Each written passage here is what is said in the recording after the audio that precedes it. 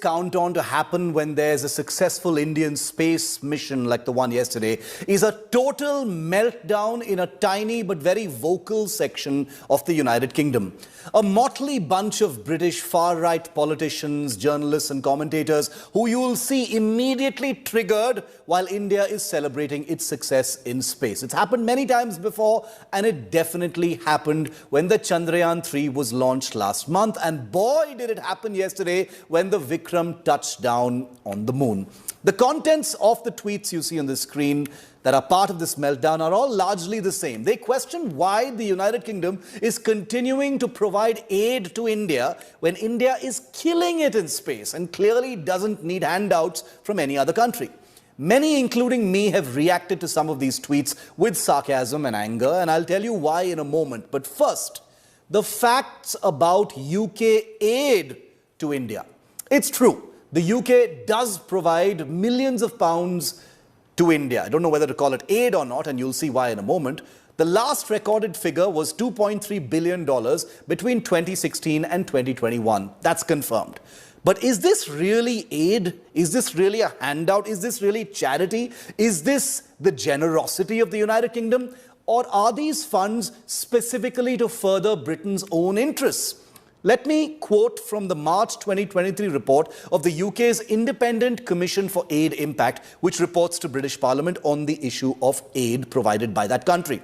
The report says that this £2.3 billion to India supports a range of UK-India roadmap objectives under the Comprehensive Strategic Partnership, serving as a tool for UK foreign policy, diplomatic and trade objectives. In other words, this $2.3 billion is money being spent by the UK to further their national interests.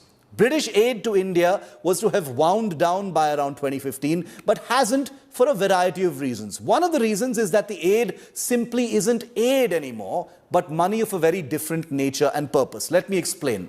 In other words, according to this report that we have in our hands, the UK no longer provides traditional aid to India as we know it, but provides loans and equity investments to the Indian private sector that bring a financial return to the UK.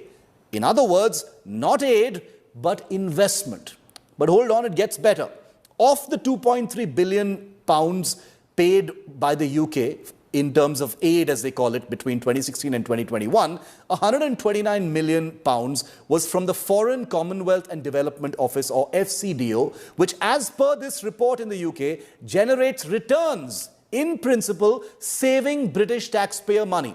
This organization, the FCDO, has been quoted in the media as saying that since 2015, the UK has given no financial aid to the government of India, and that most of its funding is focused on business investments which help create new markets and jobs for the United Kingdom as well as India. Again, of the £2.3 billion of aid between 2016 and 2021, £1 billion of this is investments by an organization called British International Investment, or BII. This report confirms that this portfolio of investments in India has been generating returns directly for the UK taxpayer. All of the other so-called aid is in financial institutions and research projects and NGOs. None of it is charity or aid. All of it directly benefits the United Kingdom's interests. The UK is profiting, in other words, from the money it puts into India and it calls aid. But of course, monetary profit isn't the only compelling factor for aid of this kind. Because post-2016, the UK found itself floundering post-Brexit and needed to independently rebuild and sustain its engagement in India. The reason for this meltdown, which I have to admit is in a very tiny section of Britain, is therefore mindless to say the least. India doesn't need this aid, and in fact has since 2012 communicated quite clearly that this British aid makes no difference to India's ambitions and interests. That alone is proof that this aid is being pushed by the UK to further the UK's own diplomatic and trade interests, a recognition that it cannot afford to weaken its ties in India and must have investments in one of the world's fastest growing economies. Not aid, investment, especially at a time when the UK is headed into a recession, record inflation and financial stress.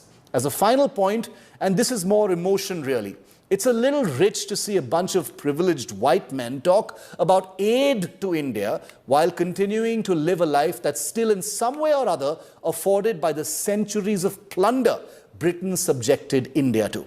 Is there an estimate for how much the UK owes India for everything it took from here? Just something to think about. Thanks for listening.